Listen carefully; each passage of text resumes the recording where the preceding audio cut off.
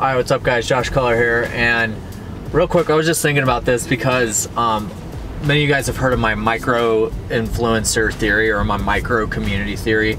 Basically what's happening is, you have these large influencers that are out there like your Tony Robbins, Gary Vaynerchuk's, Brendon Burchard's, like these big players that have millions of followers across all platforms.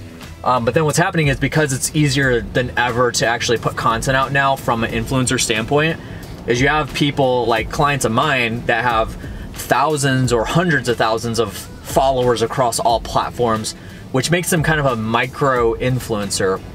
The reason this is important is because, like, I'm listening to a new song by Bring Me the Horizon, which is one of my favorite bands, and I would consider them to be a bigger band. I mean, they have millions of listeners and people that are fans of them across the globe.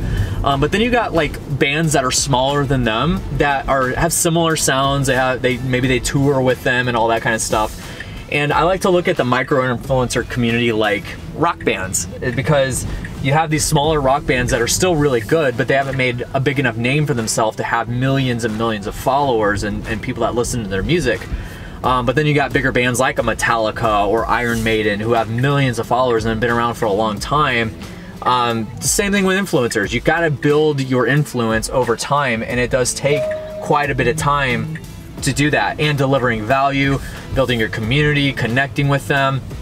I mean, even a lot of influencers, they do live events, which would be very equivalent to doing live concerts for a rock band. And so that's the thing to think about, is like, if you want a really good example of what a micro influencer is, it's similar to bands. You have smaller bands, you have medium-sized bands, and you got the monsters that headline full-on like festivals and tours and stuff like that.